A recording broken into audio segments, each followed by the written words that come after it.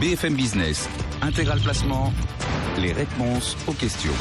Allez, vos questions sur notre site internet et ce matin les réponses de Roland Laskin. On est parti, Roland ? On y va. Avec cette question de Thierry qui nous écrit depuis l'Afrique du Sud et il voudrait savoir quelles seraient les possibles évolutions de cours de Club Med étant donné l'échéance de l'AMF du 30 juin. Déjà peut-être un petit rappel de barème sur ce qui se passe sur Club Med. Alors, Club Med, il y a une OPA en cours à 17,50 du tandem Fosen, chinois Fosen et le fonds Ardian. Ouais. Donc c'est un prix qui effectivement n'était pas très bien payé, qui n'a pas enthousiasmé le marché. Très vite, le cours de bourse a dépassé les 17,50 et on a 19,36 ce matin. 19,36 et a dépassé les 17,50 pardon. Et là on a une intention d'OPA qui doit effectivement être concrétisée au plus tard le 30 juin de la famille italienne Bonomi, qui est d'abord une très grosse famille en Italie et qui a fortement renforcé sa part dans le capital. Alors là, on est à plus de 19 €. À mon avis, il faut faire attention parce que au-delà de 20 €, on va commencer à être un petit peu limite. Si d'aventure l'offre, la contre-offre est moins élevée que ce qu'on croit, on pourrait avoir une mauvaise surprise. Si la contre-offre tombe à 18 ou à 18,20, ce sera une déception. Et il me semble que par rapport à la valeur des actifs, d'ailleurs, on aura du mal à dépasser les 20 €. D'ailleurs, ces 20 €, c'était l'objectif d'Exane sur la valeur qui a récemment été un petit peu revu à la baisse. Donc, à mon avis, au-delà de 20 €, ça va être un petit peu difficile. Après, on va rentrer dans des valorisations un petit peu plus musclées, un petit peu plus forcées de la marque, qui est très belle, c'est une superbe marque. Mais par rapport aux actifs, au-delà de 20 €, ça va devenir un petit peu élevé. Il ne faut pas trop rêver sur le cours. Donc pas d'emballement du cours, même si on peut grignoter encore quelques pouillèmes. Ouais. Pour ce titre Club Méditerranée. Autre question de Camille, elle nous écrit de La Courneuve et elle s'intéresse au titre Elior. Oui, le titre Elior, puisqu'Elior est revenu en bourse ce matin, introduction à 14,75 et le titre est au-dessus là, à 15, plus de 15, donc une introduction a priori réussie et Camille se demande s'il faut acheter ce titre Elior.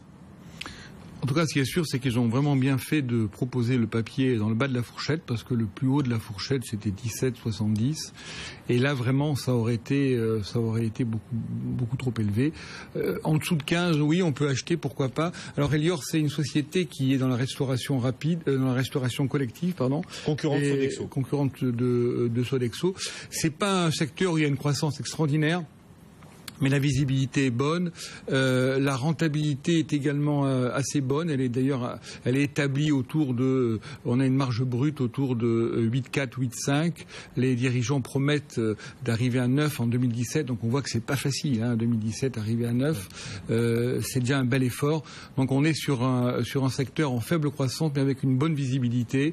On peut acheter jusqu'à 15, il y a une perspective de dividendes. Donc on n'a pas encore d'informations là-dessus, mais c'est une société qui peut dans les 12 mois à venir peut-être approcher les 17, dans le haut de la fourchette auquel on pensait. Tout à l'heure, on était avec les analystes de Ports-en-Part et ils nous disaient que pour eux, le juste cours, le juste prix d'Elior en bourse, ce serait 16 € par rapport au comparable sur le secteur. 16 € ce serait bien. Oui, parce qu'effectivement, on ne peut pas non plus, il faut être assez raisonnable. Là, Elior a levé près de 800 millions d'euros qui vont permettre de se désendettés, mais par rapport à Sodexo, ils sont quand même très endettés. Il y avait 2,2 milliards de dettes. Donc là, la structure financière va être allégée. Ils ont fait beaucoup d'acquisitions, ils sont bien structurés. Mais en fait, on a une assez bonne visibilité sur les revenus et sur la marge. C'est rassurant, mais ça ne permet pas non plus d'imaginer, d'espérer une explosion du cours. Voilà donc pour ce titre Elior. C'est à la mode de revenir en bourse. Là, on a Elior, on a Euronext, on a... Ça se presse au portillon pour revenir en bourse. Tiens, Michel, justement, qui regarde Euronext, Coface, quel groupe vous semble le plus prometteur, affiche les meilleures perspectives pour ses retours en bourse ?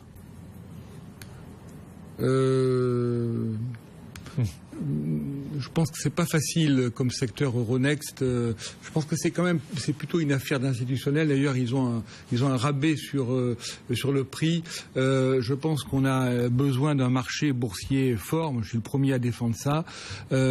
Simplement, Euronext va être seulement positionné sur le marché cash, c'est-à-dire sur le marché des actions et des obligations. Je pense que ça va être difficile d'avoir une forte croissance sur Euronext. Donc moi, je me précipiterai pas sur l'opération.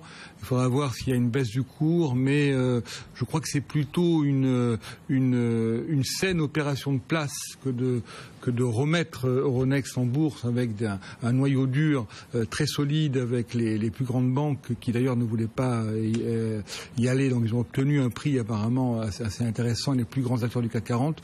Pour un particulier, je pense qu'il y aura beaucoup d'introductions à venir. On est vraiment à un moment où on va avoir de très très belles affaires qui vont arriver en bourse.